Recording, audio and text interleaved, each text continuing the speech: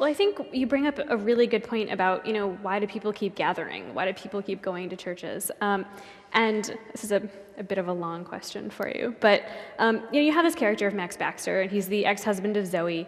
He goes through this terrible period of time. He starts drinking, he divorces his wife, he loses his child. The only way out that he can find is church. Mm-hmm. And you have him saying this line where he says, there's an obvious benefit to joining a church like Eternal Glory, and that's being saved. But there's another advantage too, and that's being rescued. Unlike finding Jesus, which is like a strike of lightning, this is much more subtle. It's my name on a prayer list when I have the flu. I wasn't just born again, I was given a large extended family. And now, here at HCH, we recently launched this project called the Humanist Community Project, which is a nationwide initiative meant to help people grow and foster secular community. Do you think you could talk a little bit, even just based on what you said about church and how people still go, about sort of the power of community and whether it can be as effective for the non-religious as it is for the religious? Sure. Look, there are great things about religion. There are fantastic things, and community is one of them. Mm-hmm. Fellowship is a huge part of going to church or to temple because you're with people who are like you. And it makes, everyone wants to belong. That's a human condition. We want to feel like we have people who surround us who raise our comfort level. That's a great thing. That's the good stuff about religion. The bad stuff about religion are suicide bombers, or someone who comes up to you and says, "I'm right and you're wrong." That to me is when we start to get into that shady area of being holier than thou. But I think that when it comes to doing great things, to doing things to make the world a better place, when Greg was talking, actually, I was thinking about a Jewish concept, which I'm sure he knows about, called Tikkun Olam, which is this idea of uncovering light in the world. And that there was a point where all this divine light was in bowls, and I'm probably telling this all wrong, but this is how I remember it. But it got scattered all over the world when the bowls broke, and it's the job basically of good Jews to find these bits of light and to uncover them so that we make the world the kind of place that the Messiah is going to come back to. And clearly, if you're a Jew, the Messiah hasn't come back, so we're not doing that great a job. And so, but it's that, I love that idea. I love that image of making the world a place, a better place. But what if it wasn't because we gotta, make it look pretty before the Messiah comes? What if it's just because everybody on this planet has worth, and we deserve to live in the best place we can by doing great things for each other? And as far as my husband explains it to me, that's what humanism is really all about. It's doing wonderful things for people and putting yourself out there for somebody else, some other human, not because you think it's going to give you, a free pass to heaven, and not because Jesus told you to, but because it's the right thing to do. And I don't see how that could ever be considered a bad thing.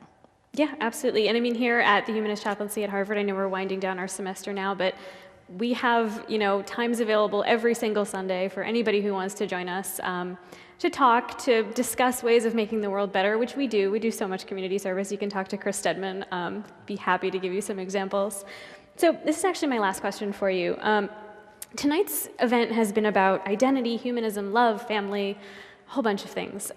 It's also really been about music. And in Sing You Home, you talk about how everybody has this collection of songs and artists that sort of accompany their lives, their mixtape. And I've been thinking about that, and my mixtape probably includes like Billy Joel and the Eagles and Hanson, and I'm curious, what's on your mixtape? Well, it would definitely have Amy Mann on it because she's my all-time favorite songwriter. She's a poet who happens to set things to music. She's an amazing, amazing writer. A little bit of Adele and Sarah Bareilles, the Book of Mormon, which I'm kind of obsessed with right now. And for me, probably the biggest thing on my mixtape would be my middle son, Jake, who I actually do keep his tape going in the car on repeat, the CD over and over. Jake, who also goes to that rival university in New Haven, he is a tenor who sings with an a cappella group there, and whenever I hear him sing, I just melt. So when he's gone and I can hear him in the car, it makes me feel like he's back here. So yeah. He's, I would say, 80% of my mixtape right now. Wonderful. Well, we should have the Q&A lined up in a second, but let's just give Jodi a big round of applause for all of these awesome answers.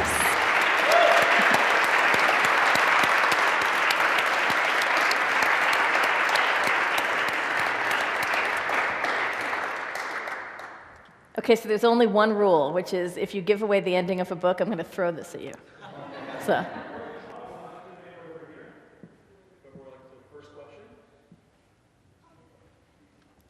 Way to be brave. Woo! Hi, I'm really starstruck. Thanks so much for coming. I think it's great to have you here. I was wondering if you could talk a little bit about, we've talked about kind of the moral and almost like political implications of your book, and I'm really an admirer of how you balance the artistry of your book with a message like that, something like political. People might call it like propaganda. How do you work that balance between like artistry, commerciality, and propaganda, you know, as a writer, as an artist?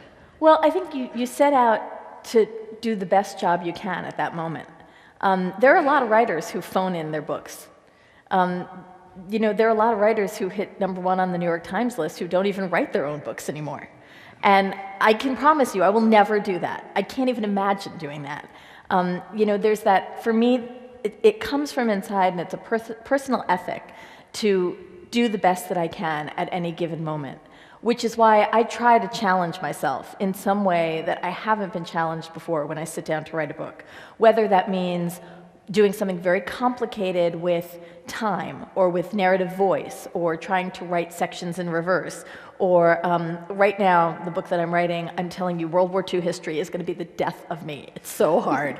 And, you know, so it's something that, for me, I've never done before that really requires me to get my game on so that I know I'm not taking the easy route. That's a big part of it. The other part of it, to some extent, is facility as you get older. I do believe that you're born a writer, but I think you can be made a better technical writer. And part of that was my training at Princeton. I was in the creative writing program there. I credit them really with everything I've done since then. And I know that I've improved because when I read a book that I wrote 20 years ago, what took me a paragraph to describe, I could probably do now in like 5 words. You know, so I think there's an economy of writing that I've learned as I've continued to do it. And I'd say being able to balance that is the art of writing a novel. Ultimately, if it were just propaganda, you would never read it. You wouldn't want to read it. You somehow have to remember that it's an art form that requires characterization and plot in a way that hooks you by accident. If I'm doing my job right, you shouldn't even be aware that you're learning anything. It should hit you like a ton of bricks when you turn that last page. Thank you. Sure. Any more questions? Come on up.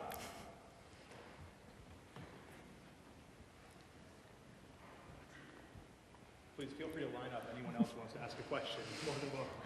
Hi, I'm Karen. I'm a big fan of yours. Thanks. I had a question about, in Sing You Home, I noticed that the character Max, I think the quote that Sarah read captured it perfectly, that you really portrayed him as a confused, suffering individual, not somebody who was out to hate or hurt anybody.